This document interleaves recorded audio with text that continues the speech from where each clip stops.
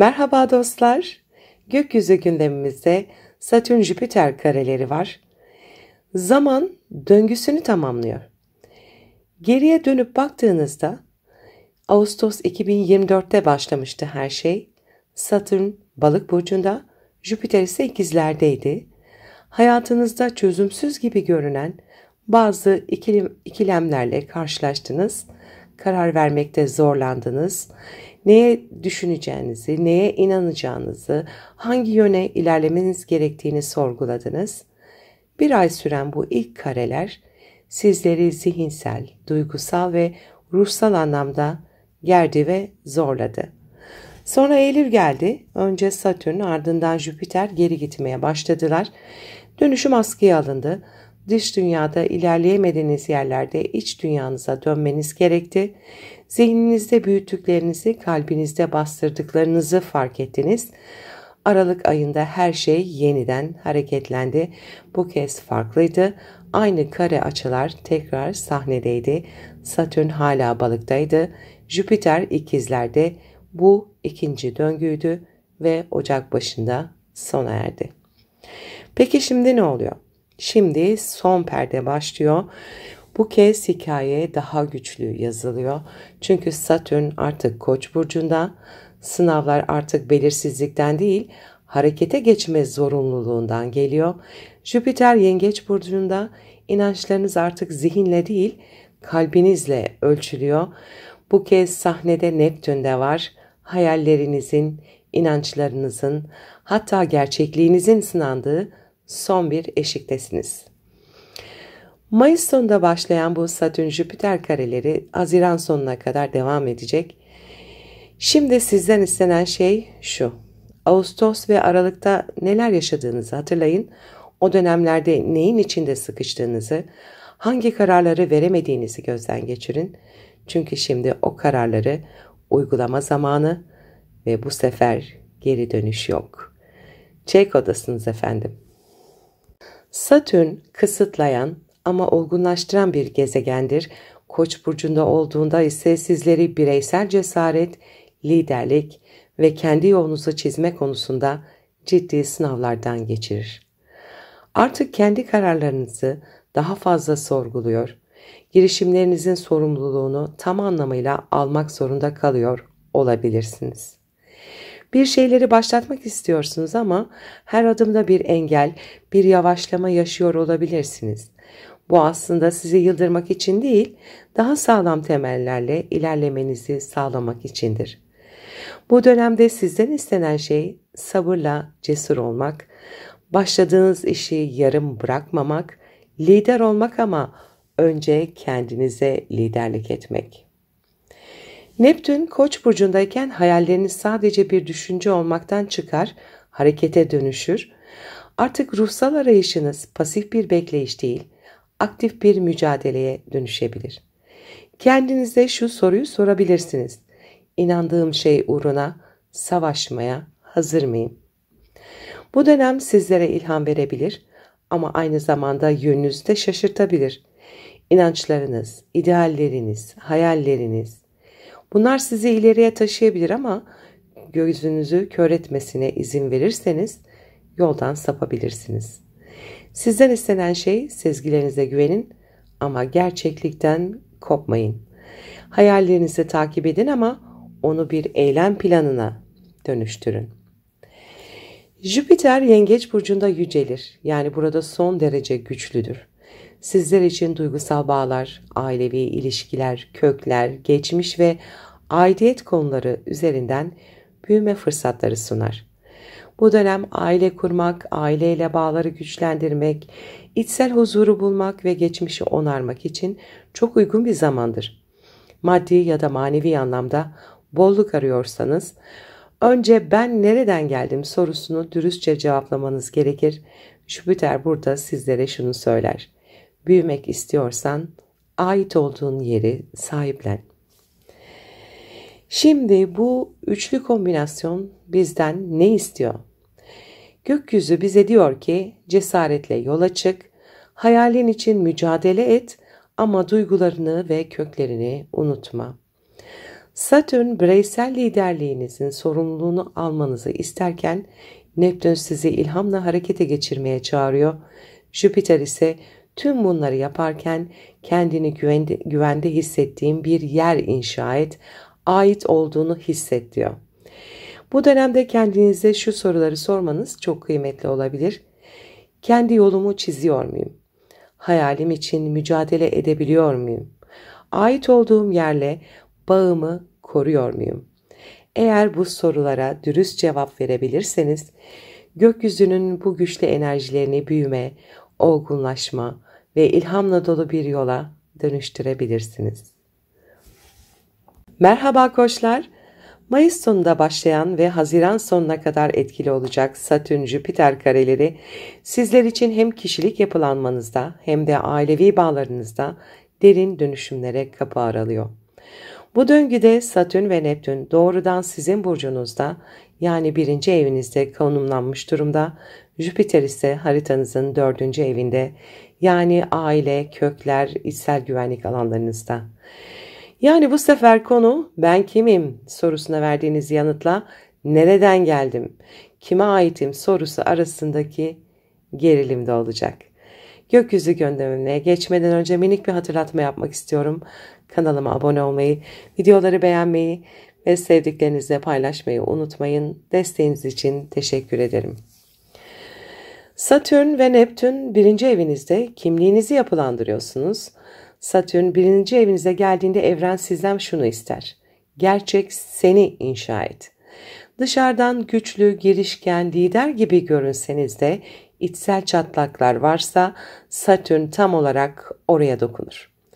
Bu dönem sizin için bir olgunlaşma eşiği, artık ertelediğiniz, kaçtığınız, sonra hallederim dediğiniz hiçbir şeyi sümenaltı edemezsiniz. Kimliğiniz, duruşunuz, hatta beden diliniz bile sınavdan geçiyor olacak. Üstelik bu sefer yalnız değilsiniz. Neptün de aynı yerde. Bu da demek oluyor ki kendi benliğinizi tanımlarken sadece mantığınızla değil, sezgilerinizle de yol almalısınız. Ancak dikkat edin, Neptün bulanıklaştırır. Bazen neye inandığınızı, kime dönüştüğünüzü siz bile anlamayabilirsiniz. İşte burada da Satürn devreye giriyor ve sizden şunu istiyor: hayalini kurduğun kişiyi sadece düşünme, inşa et. Jüpiter 4. evinizdeyken büyüme aileden gelir.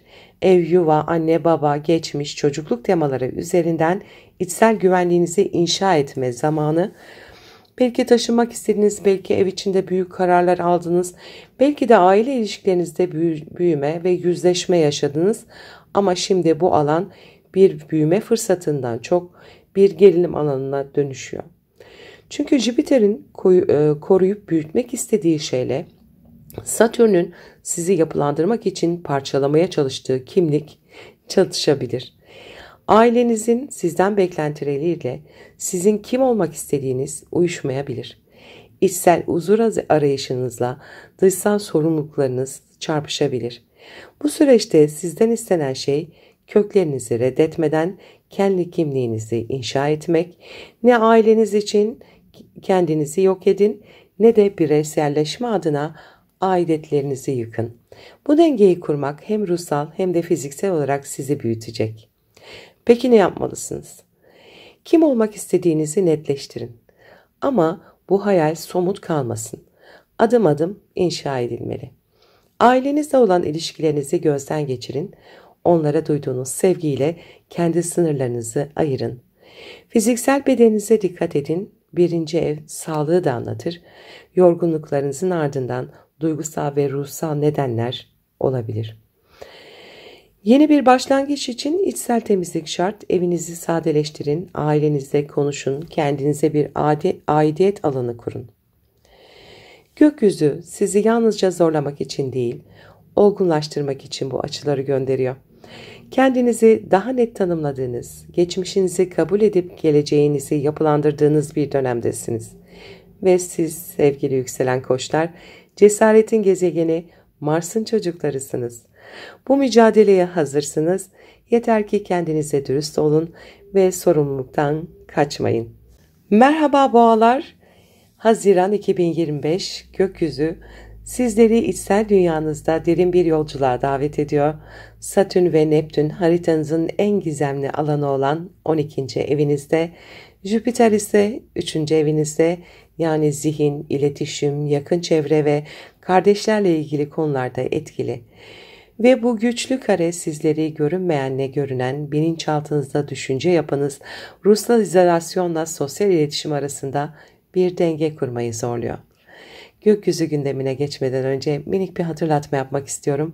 Kanalıma abone olmayı, videoları beğenmeyi ve sevdiklerinizle paylaşmayı unutmayın lütfen. Desteğiniz için teşekkür ederim. Satürn ve Neptün 12. evinizde ruhunuzu arındırma zamanı. Satürn'ün 12. ev transiti kolay değildir sevgili boğalar. Çünkü bu ev kontrol edemediğiniz, perde arkasında gelişen olaylarla ilgilidir. Şu anda hayatınızda adı konmayan ama sizi yoran bir içsel baskı hissediyor olabilirsiniz. Belki yalnız kalmak istiyor ama bir yandan da kaçamadığınız sorumluluklarla yüzleşiyorsunuzdur. Satürn burada sizden bir şey istiyor. Kendinizi ruhsal olarak disipline edin. Bu korkularınızla yüzleşme, geçmişle vedalaşma, bağımlılıklarınızı bırakma ve içsel yükleri arındırma zamanıdır. Neptün'ün de aynı evde olması bu süreci daha da hassas hale getiriyor. Sezgileriniz güçlenir, rüyalarınız yoğunlaşır ama bazen gerçekle hayal arasındaki çizgi bulanıklaşır. İşte tam bu noktada Satürn'ün rehberliği devreye giriyor. Hayallere kaçmak yerine sezgilerinizi yapılandırarak kullanmalısınız. Meditasyon, inziva, yaratıcı içe dönüş çalışmaları bu dönemde size şifa getirebilir. 3. evdeki Jüpiter düşünce yapınızı genişletmenizi istiyor. 3. ev seyahatleri, zihinsel düzlemde büyüme ve genişlemeyi anlatıyor Jüpiter'in konumuyla.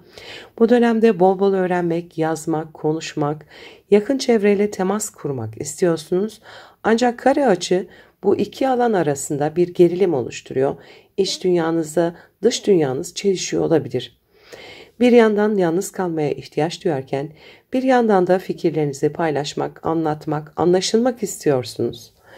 Kardeşlerle, komşularla ya da yakın çevrenizde olan ilişkilerde bazı sınırlar çizmeniz gerekebilir. Zihinsel dağınıklık, aşırı bilgi yüklenmesi ya da yüzeysel iletişim sizi yorabilir. Jüpiter burada size şunu söylüyor. Düşüncelerini büyüt ama kalbine danışmadan konuşma. Bu kare açı sizden ne istiyor? İç sesinizle dış sesinizi dengeleyin diyor. Ruhsal geri çekilme ile zihinsel üretkenlik arasında bir sınır çizin. Sessizlikten korkmayın. Zihinsel yorgunluk, yoğunluk bazen ruhunuzu bastırabilir. Arkanızdan dönen işler varsa sezgilerinize güvenin ama delil aramaktan da kaçınmayın. Kardeşlerinizle veya yakın çevrenizde olan ilişkilerde geçmişe dayalı bilinçaltı kalıplarını çözümleyin. Bu dönem sizler için görünmeyeni görme zamanı. Geri planda yürüttüğünüz her içsel çalışmanın gelecekte çok daha sağlam bir zemin oluşturacağını bilin. Gökyüzü sizden sabırlı olmanızı, sessizliğin gücünü fark etmenizi ve ruhsal temizlikle birlikte zihinsel farkındalık geliştirmenizi istiyor. Ve siz sevgili boğalar, toprak gibi sağlam ama iç dünyasında derin sular taşıyan ruhlarsınız. Bu geçiş dönemi sizi biraz zorlayabilir ama unutmamalısınız ki gizli emekler en sağlam meyveleri verir. Merhaba ikizler. Haziran 2025'te gökyüzü sizleri hem geleceğe dair hayallerinizi yapılandırmaya hem de maddi kaynaklarınızı yeniden tanımlamaya çağırıyor. Satürn ve Neptün şu anda 11. evinizde, yani hayaller, hedefler, sosyal çevre ve kolektif aidiyet alanınızda konumlanmış durumda. Jüpiter ise 2. evinizde, yani para, özdeğer ve güven alanlarınızda ve bu iki alan arasında kurulan kare açı sizleri derin bir sorgulama sürecine götürüyor. Gökyüzü gündemine geçmeden önce minik bir hatırlatma yapmak istiyorum. Kanalıma abone olmayı, videoları beğenmeyi, sevdiklerinizle paylaşmayı unutmayın lütfen. Desteğiniz için teşekkür ederim. Sevgili ikizler, 11. evdeki Satürn geçişi size geleceğe dair planlarınızın ne kadar somut ve uygulanabilir olduğunu sorgulatıyor. Sosyal çevrenizde olan bağlarınız test ediliyor. Belki bir gruba ya da topluluğa aidiyet duyuyorsunuz ama artık o yapı sizi beslemiyor. Belki uzun süredir hayalini kurduğunuz bir proje için mücadele veriyorsunuz ama artık sistemsizliğin işlemediğini fark ediyorsunuz. Satürn burada diyor ki, hayallerin var mı? Harika. Ama onlar için sistemin, sabrın ve disiplinin de var mı? Neptün'ün de aynı evde olması bu hedefleri bulanıklaştırabilir. Bir anda ben aslında ne istiyorum diye düşünebilirsiniz. Bir projeye umut bağlarken gerçekleri göz ardı etmiş olabilirsiniz. İşte tam bu noktada hayallerinizi gözden geçirme, gerekirse yenilerini inşa etme zamanı. Unutmayın, Neptün size ilham verir ama Satürn onu dünyaya indirmenizi ister. Jüpiter'in 2. evden geçişi maddi anlamda büyüme potansiyelini artırır, gelir kaynaklarınız artabilir, yeni kazanç yolları keşfedebilirsiniz. Ancak kare açı nedeniyle bu büyüme süreci bazı engellerle veya çelişkilerle birlikte geliyor olacak.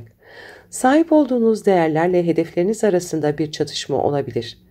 Mesela içinizden ben bu işi para için mi yapıyorum yoksa gerçekten bu alanda değer yaratmak mı istiyorum diye sorgulayabilirsiniz ya da daha fazla kazanmak için sosyal çevremde nelere ödün veriyorum gibi sorular aklınıza düşebilir. Jüpiter burada size şunu hatırlatıyor. Sadece daha fazla kazanmak değil, neye değer verdiğiniz de önemli. Bu kare açı sizden ne istiyor? Hedeflerinizi yeniden yapılandırın istiyor. Gerçekten sizi heyecanlandıran şey ne acaba? Sosyal çevrenizi gözden geçirin, sizi aşağı çeken gruplardan uzaklaşın. Maddi konularda büyümek için ideallerinizle uyumlu yollar seçin. Özdeğerinizi sadece kazandığınız parayla ölçmeyin. İçsel olarak tatmin olduğunuz alanlara yatırım yapın. Bu dönem sizlere sadece para kazanmak ve hedef koymakla ilgili değil, ben kimim, neye değer veriyorum ve bu değerlerle topluma ne katkı sunuyorum sorularını sordurmak için geliyor. Ve siz sevgili yükselen ikizler, zekanızla, esnekliğinizle ve uyum kabiliyetinizle bu geçişi en verimli şekilde dönüştürülebilecek burçlardan birisiniz. Yeter ki hızla geçtiğiniz fikirlerin derinliğine inmeyi seçin ve neye hizmet ettiğinizi sorgulamaktan çekinmeyin. Merhaba yengeçler, Haziran 2025 gökyüzü sizleri benlik ve kimlik temalarında toplumsal rolünüz ve kariyer hedefleriniz arasında güçlü bir yüzleşmeye davet ediyor. Satürn ve Neptün şu anda haritanızın en tepe noktası olan 10. evinizde, Jüpiter ise doğrudan yükselenizde yani 1. evinizde seyrediyor. Bu güçlü kare açı sizleri kendinizle kariyer arasında denge kurmaya ve hayat amacınızı yeniden tanımlamaya çağırıyor. Gökyüzü gündemine geçmeden önce minik bir hatırlatma yapmak istiyorum. Kanalıma abone olmayı, videoları beğenmeyi ve sevdiklerinizle paylaşmayı unutmayın lütfen. Desteğiniz için teşekkür ederim.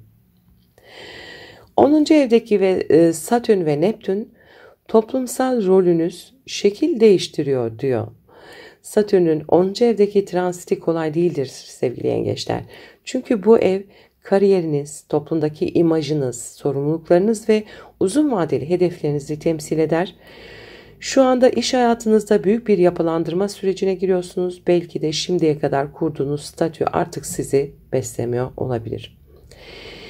Belki daha fazla sorumluluk üstlenmek zorunda kalıyor ama aynı anda kendi yönünüzü de sorguluyor olabilirsiniz. Neptün'ün aynı alanda olması bu sorgulamayı daha da derinleştiriyor. Gerçekten doğru yolda mıyım? Yaptığım iş ruhumu besliyor mu? Gibi sorularla baş başa kalabilirsiniz. Toplumsal başarıya ulaşmak için ödediğiniz bedeller bu dönemde daha görünür hale gelecektir. Ve gökyüzü size diyor ki, şöhret değil, anlam peşinde ol. Bu transit sizi yalnızca kariyerinizi değil, hayat amacınızı da sorgulamaya davet ediyor. Jüpiter'in yükselen burcunuzdan geçişi ise size büyüme, genişleme ve fırsatlar getirecektir. Daha görünür olmak istiyor, daha çok alana yayılmak istiyor, daha fazla şey başarmak istiyor olabilirsiniz. Hayata karşı duruşunuzu büyütmek, daha özgür ve etkili olmak istiyorsunuz. Ancak kare açı bu kişisel büyüme arzunuzda toplumsal beklentiler arasında bir gerilim yaratıyor. Kendinize şu soruyu sorabilirsiniz. Toplum benden ne bekliyor? Peki ben kim olmak istiyorum? Bu dönem başkalarının beklentilerine göre değil, kendi öz benliğinize göre yol alma zamanıdır. Ama Jüpiter'in abartılı etkisine kapılıp her şeyi bir anda yapmak istemek sizi yorgun düşürebilir. Öz değerinizi dış onaylarla ölçmek yerine içsel anlamınızı keşfetmelisiniz. Bu kare açı sizden ne istiyor? Toplumsal kimliğinizle kişisel kimliğinizi dengeleyin istiyor. Kariyerinizde neyin anlamlı olduğunu sorgulayın. Başarıya giden yolda iç sesinizi bastırmayın. Kendi potansiyelinizi ortaya koymak için özgüvenle hareket edin ama aşırı sorumluluklara ezilmeyin.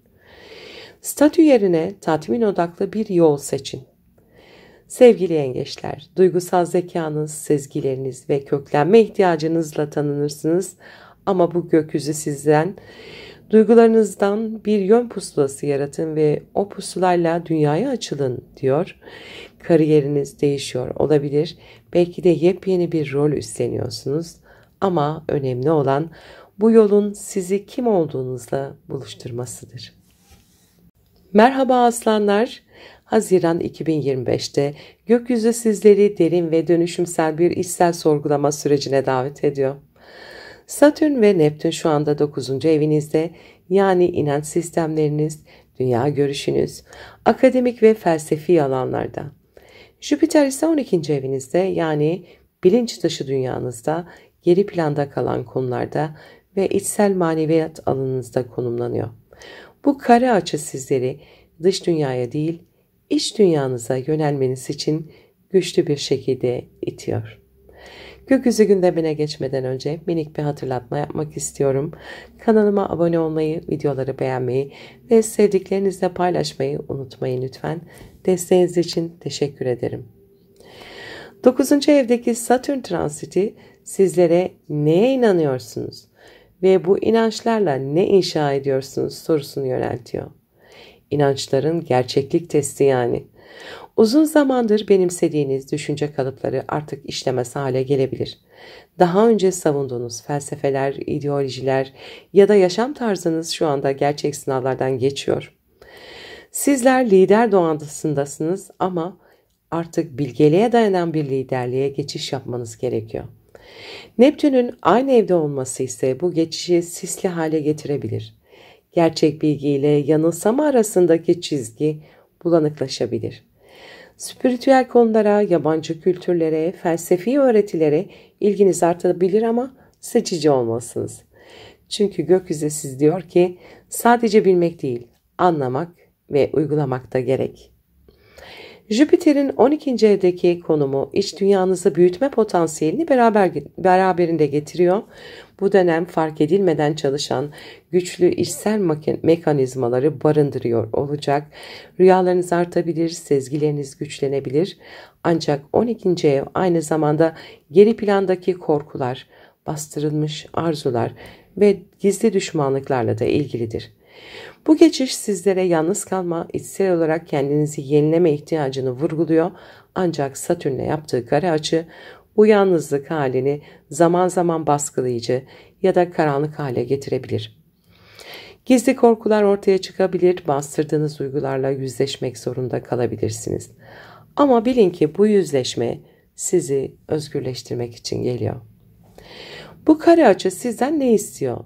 İnandığınız her şeyi sorgulamanızı, kendinize ait bir yaşam felsefesi oluşturmanızı istiyor.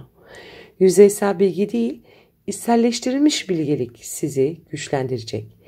Bilinçaltınızdaki kalıplarla yüzleşmeli, ruhsal detoksa girmelisiniz. Yalnız kalmaktan korkmayın.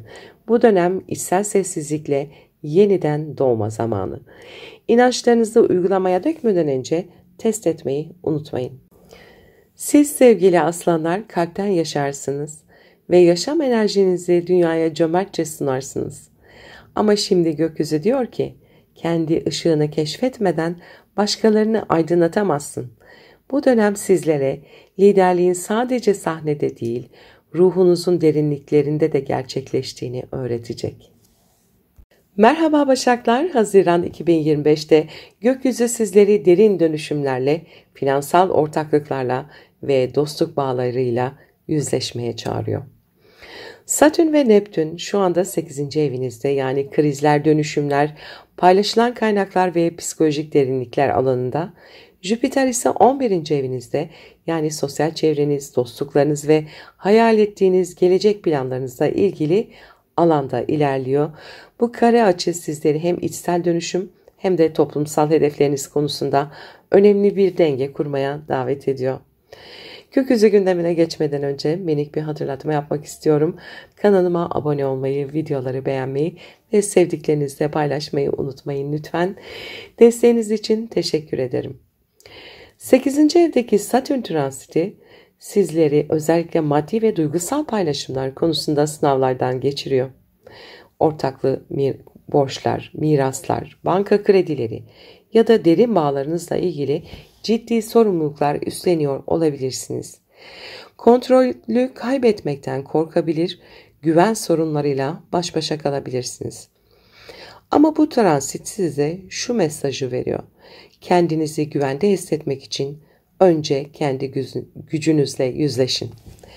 Neptün'ün aynı alanda bulunması bazı ilişkilerde sınırların bulanıklaşmasına neden olabilir. Başkalarına fazla güvenmiş olabilir ya da duygusal manipülasyonlara maruz kalmış olabilirsiniz.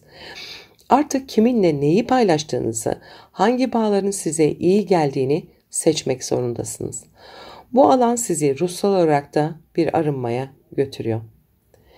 Jüpiter'in 11. evdeki transiti sosyal çevrenizi genişletiyor. Yeni arkadaş grupları, topluluklar, projeler ve ideallerle buluşuyorsunuz. Gelecekten umutlusunuz ve büyük şeyler başarmak istiyorsunuz.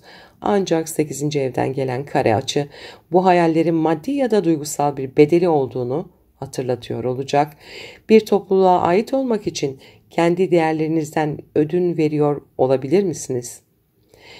Kiminle neyi paylaşacağınızı yeniden belirlemeniz gerekiyor. Kimi dostluklar, kimi projeler artık sizden karşılık bulmayabilir. Ama gökyüzü size diyor ki, gelecek vizyonunuza sadık kalın ama sizi tüketen bağlardan özgürleşin. Bu kare açı sizden ne istiyor? Paylaşım, güven ve dönüşüm konularını netleştirmek gerekiyor. Gerçek dostluklarla hayal kırıklığı yaratan bağlar arasındaki farkı ayırt etmelisiniz. Geleceğe dair hayaller kurarken geçmişteki kayıplarınızı da dönüştürmelisiniz. Bağlılık ve bağımlılık arasındaki çizgiyi fark edin. Maddi ve manevi ortaklıklarda sorumluluklarınızı yeniden yapılandırın. Sevgili Başaklar, detaylarda mükemmeli arayan, analitik ve gerçekçi bir burçsunuz. Ama gökyüzü sizlere diyor ki, kontrolü bırakmadan güçlenemezsin. Dönüşüm seni korkutmasın, seni büyüten şey seni özgürleştirir. Şimdi korkularınızla yüzleşme, bağlarınızı seçme ve geleceği bilinçli şekilde inşa etme zamanı. Merhaba teraziler. Haziran 2025'te gökyüzü sizleri ilişkiler ve kariyer arasında önemli bir denge kurmaya çağırıyor. Satürn ve Neptün şu anda 7. evinizde, yani evlilikler, ortaklıklar ve birebir ilişkiler alanında yer alıyor. Jüpiter ise 10. evinizde, yani toplum önündeki duruşunuz, kariyeriniz ve başarı hedeflerinizle ilgili alanı aydınlatıyor. Bu kare açı hayatınızdaki önemli kişilerle olan bağlarınızı yeniden yapılandırmanızı ve kariyer rotanızı sorgulamanızı istiyor. Gökyüzü gündemine geçmeden önce minik bir hatırlatma yapmak istiyorum. Kanalıma abone olmayı, videoları beğenmeyi, yorum bırakmayı ve sevdiklerinizle paylaşmayı unutmayın. Lütfen desteğiniz için şimdiden teşekkür ederim. Satürn ve Neptün 7. evde ilişkilerde gerçeklik ve hayal arasında bir denge kurmanızı isteyecek. 7. evdeki Satürn transiti sizleri ilişkilerde ciddiyet, sorumluluk ve yapı kurma konularıyla sınava tabi tutuyor olabilir. Evlilik, iş ortaklıkları veya yakın ilişkilerinizde artık gerçek olanla yüzleşme zamanındasınız. Size yük olan ya da karşılıklı dengenin bozulduğu ilişkiler ya dönüşecek ya sonlanacak. Bu dönemde kurulan yeni bağlar ise sağlam temellere dayanmalı.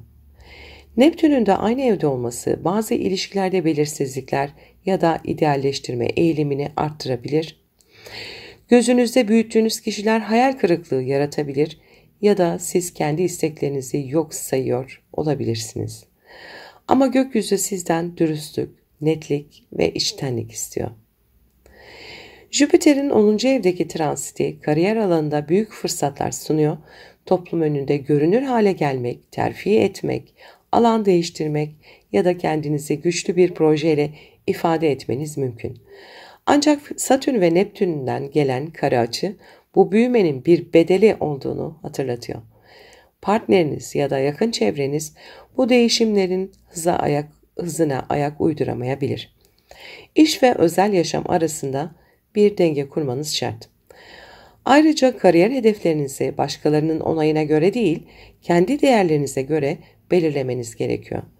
Çünkü Neptün sizi başkalarının hayallerine hizmet etmeye itebilir. Ama gökyüzü diyor ki, kendi hayatınızın mimarı olun. Başkalarının planlarına değil, kendi vizyonunuza yönelin. Bu kare açı sizden ne istiyor? İlişkilerinizde sınırlarınızı netleştirin istiyor. Gerçek dostluk ile işbirliklerini sizi zorlayan ya da bulanıklaştıran bağlardan ayırın diyor. Kariyer hedeflerinizi belirlerken duygusal dengeyi gözetin. Başarı uğruna kendi ihtiyaçlarınızı geri plana atmayın. Hem görünür olmak hem de içsel bağlar kurmak mümkün. Dengeyi kurun. Siz sevgili teraziler doğuştan diplomatik, adil ve uyum arayan bir burçsunuz. Ancak bu gökyüzü dönemi size şunu söylüyor. Gerçek denge dışsal uyumdan önce içsel netlikte başlar. Bu süreç hem ilişkilerinizi yapılandırmanız hem de kariyer hedeflerinizi sağlam temeller üzerine kurmanız için güçlü bir fırsat. Merhaba akrepler. Haziran 2025'te gökyüzü sizleri düzen, sağlık, iş ve inançlarınız ekseninde güçlü dönüşümlere davet ediyor. Satürn ve Neptün şu anda 6. evinizde. Yani günlük yaşam, iş rutinleriniz, çalışma ortamınız, sağlık konularımız ve hizmet ettiğiniz alanlarla ilgili derin bir yapılandırma sürecini gösteriyor. Jüpiter ise 9. evinizde, yani eğitim, inanç, seyahatler, yurt dışı bağlantılar ve yaşam felsefeniz alanında size büyük bir genişleme getiriyor. Bu kare açı sizlerden maddi manevi işlevsel bir yaşam kurmanızı, bilgiyle hizmeti, ruhla bedeni dengelemenizi istiyor. Astrolojik gündeme geçmeden önce minik bir hatırlatma yapmak istiyorum. Kanalıma abone olmayı, videoları beğenmeyi, sevdiklerinizle paylaşmayı unutmayın lütfen. Desteğiniz için şimdiden teşekkür ederim. 6. evdeki Satürn sizleri iş hayatınızda daha fazla sorumluluk almaya, sistemli ve disiplinli olmaya zorluyor. Günlük yaşamınızda neyin sağlıklı, neyin değil olduğunu artık net bir şekilde görmelisiniz. Çok çalışıyor ama karşılık alamıyor olabilirsiniz ya da sağlığınız size bazı şeyleri yeniden düzenlemeniz gerektiğini söylüyor olabilir. Bu süreç yaşam tarzınızı yeniden inşa etmenizi istiyor. Neptün'ün aynı alanda bulunması ise sizi hem ruhsal hem bedensel arınmaya çağırıyor. İş yerinizdeki belirsizlikler, insanların sizden beklentileri ya da duygusal olarak tüketen hizmet rolleri artık sorgulanmalı. Gökyüzü size diyor ki, hizmet ederken kendinizi tüketmeyin. Düzen, iç huzurun temeli olmalı. Jüpiter'in 9. evdeki transiti sizlere büyük bir zihinsel ve ruhsal genişleme vaat ediyor. Yurt dışı bağlantılı işler, yüksek öğrenim, seminerler, akademik projeler ya da yaşam felsefenizde büyük değişimlere açık bir dönemdesiniz. Ancak Satürn ve Neptün ile gelen kare açı bu büyük hayalleri gerçekleştirmek için önce yaşamınızdaki düzensizlikleri düzene sokmanız gerektiğini söylüyor. Hayal ettiğiniz yollara ulaşmak için önce sorumluluk almalı, sınırlarınızı çizmelisiniz. Ayrıca 9. ev inanç sistemleri ile ilgilidir. Şu anda neye inandığınız, yaşamınızı nasıl temellendirdiğiniz büyük ölçüde sorgulanabilir. Size öğretilen şeylerle içinizden gelen gerçek bilgi örtüşmüyorsa artık kendi felsefenizi inşa etme zamanıdır. Peki bu kare açı sizden ne istiyor? Günlük yaşamınızda işlevselliği ve disiplini güçlendirin diyor. Sağlık ve iş konularınızı iyileştirmek için adım atın. İnançlarınızı, yaşama bakış açınızı ve geleceğe dair vizyonunuzu yeniden tanımlayın. Bilgiyle, deneyimle ve gerçeklikle ilerleyin. Hizmet ettiğiniz yerin sizi güçlendirdiğinden emin olun. Sevgili yükselen akrepler, siz zaten doğuştan krizlerle başa çıkabilen, dönüşümden korkmayan, sezgileri güçlü bir burçsunuz ve bu gökyüzü size diyor ki, gerçek bilgelik hem bedeni hem ruhu hizaya soktuğunuzda gelir, kendi düzeninizin ustası olun, o zaman yollar sizin için açılacak. Merhaba yaylar, Haziran 2025'te gökyüzü sizlere kalpten yaşamak ile derin dönüşümler arasında güçlü bir köprü kurma fırsatı sunuyor. Satürn ve Neptün şu anda Koç burcunda, yani 5. evinizde yer alıyor. Bu ev aşk, yaratıcılık, çocuklar ve hayattan alınan keyiflerle ilgilidir. Jüpiter ise 8. evinizde, yani krizler, miras, maddi kaynaklar, ruhsal dönüşüm ve bağlanma konularında sizi büyütüyor. Bu gökyüzü kombinasyonu sizden risk almadan önce duygusal ve psikolojik temellerinizi sağlamlaştırmanızı istiyor.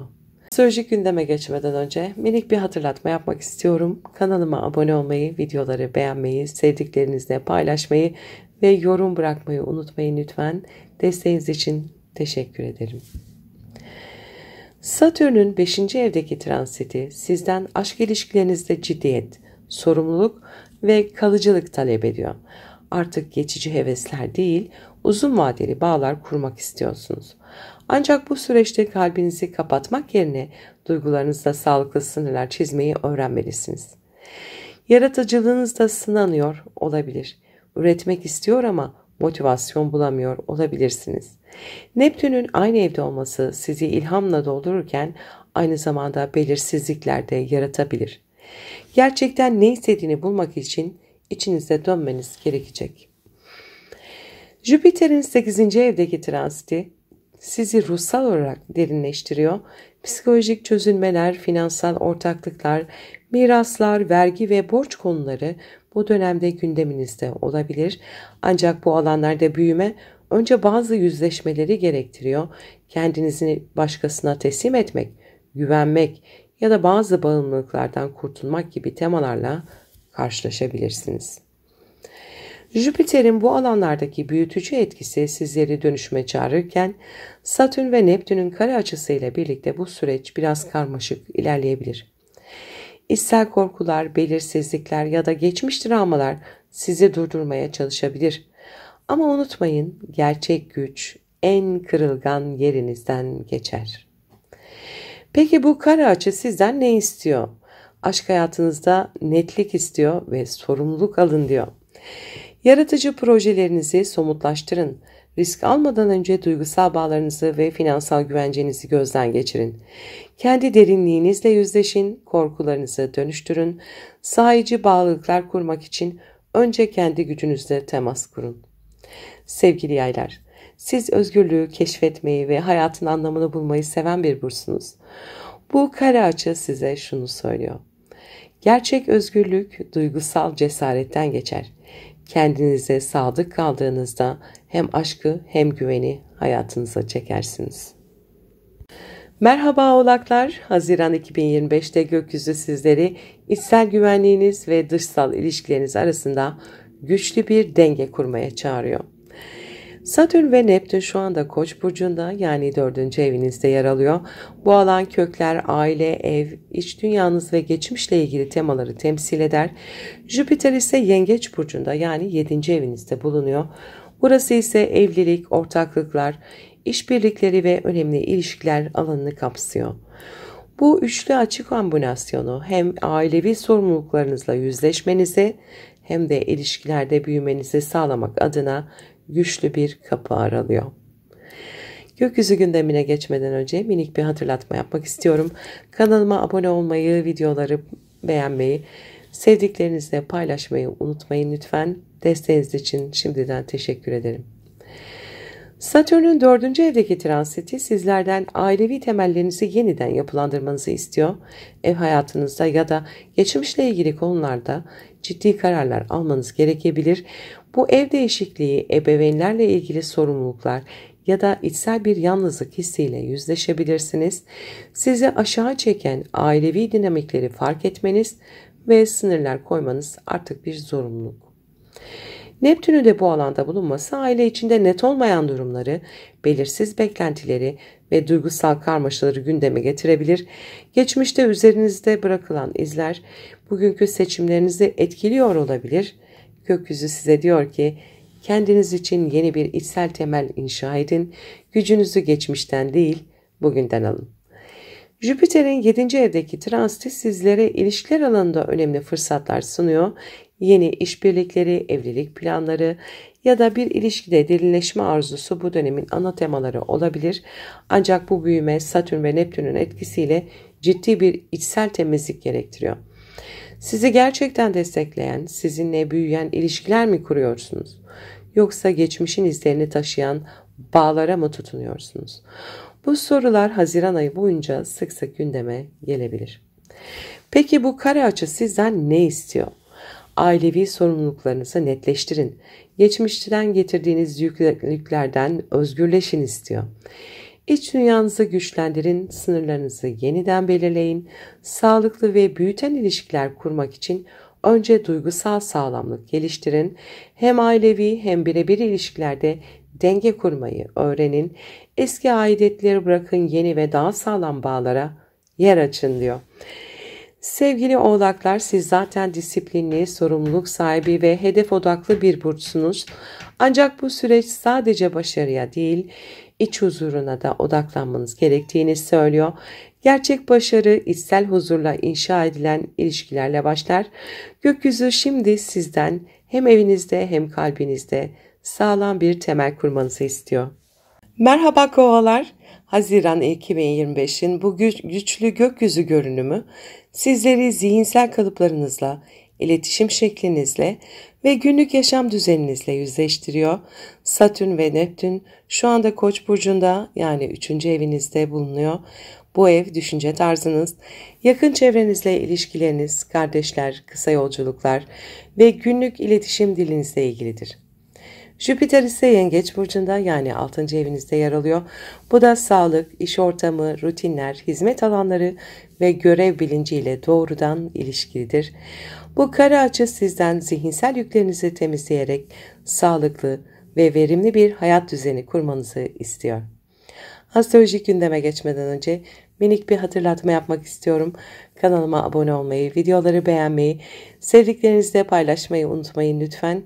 Desteğiniz için şimdiden teşekkür ederim. Satürn ve Neptün 3. evde zihinsel disiplin ve gerçeği ayırt etme zamanı diyor. Satürn'ün 3. evinizdeki seyri sizden daha ciddi, daha sorumlu bir düşünce yapınızı geliştirmenizi talep ediyor. Bu dönem zihinsel sınırlarınızı test edebilir, kararsızlık, unutkanlık ya da aşırı yüklenme gibi konularla karşılaşabilirsiniz. Aynı zamanda kardeşlerle, yakın çevrenizle ilgili sorumluluklar artabilir. Neptün'ün bu alandaki varlığı ise düşüncelerinizi zaman zaman bulandırabilir. Gerçek ile hayal arasında gidip geldiğiniz bir süreçte olabilirsiniz. Ama unutmayın, Neptün sizi sezgisel farkındalığa, Satürn ise sağlam fikir yapısına davet ediyor. Bu ikisini birlikte yönetebildiğinizde zihinsel açıdan büyük bir arınma yaşayabilirsiniz. Jüpiter'in 6. evdeki transiti iş ortamınızda gelişmeler, yeni görevler ve sorumluluk artışları ya da hizmet alanında büyüme getirebilir. Aynı zamanda sağlığınıza dikkat etmeniz gereken bir dönemdesiniz. Kare açı nedeniyle aşırı yüklenme, düzensiz beslenme, uyku sorunları ya da stres kaynaklı fiziksel yorgunluklar yaşayabilirsiniz. Bu dönemde hayatınıza yeni bir rutin oturtmanız çok kıymetli olacak.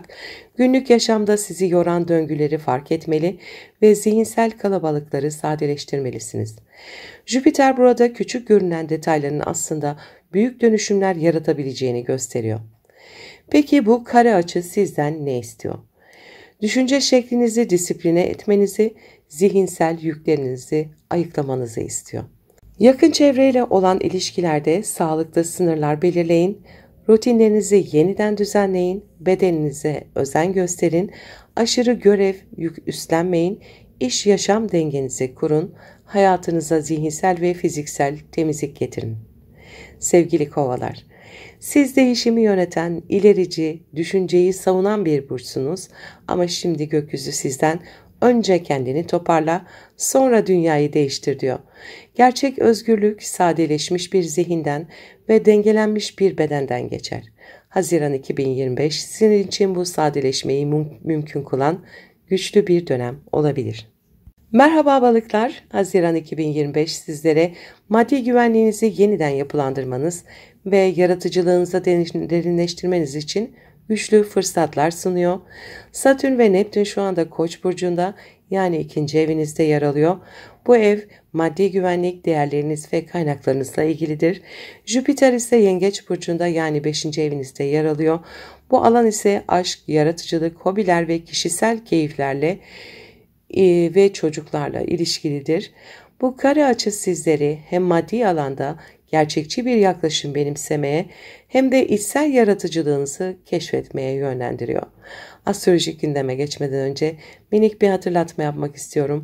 Kanalıma abone olmayı, videoları beğenmeyi, sevdiklerinizle paylaşmayı ve yorum bırakmayı unutmayın lütfen.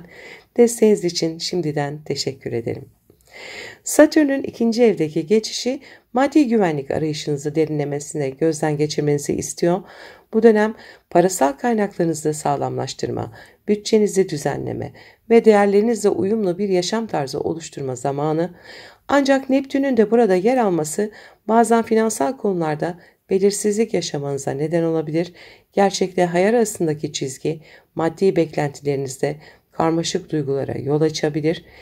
Güvenliğinizi sağlam temellere oturtmak için sezgilerinize güvenmek, aynı zamanda mantıklı adımlar atmak önemlidir. Bu süreçte dikkat etmeniz gereken önemli bir nokta, maddi olarak fazla yüklenmemek ve isteklerinizi gerçekçi bir şekilde gözden geçirmektir. Jüpiter'in 5. evinizdeki konumu ise aşk, yaratıcı projeler ve kişisel keyiflerinizde büyümeyi işaret ediyor. Hayatınızda neşe, eğlence ve renk katacak fırsatlar söz konusu. Bu dönem kendi içsel ışığınızı dışa vurma zamanı olabilir. Aşk hayatınızda özgürleşme ve daha fazla keyif almayı öğrenme isteğiniz artabilir.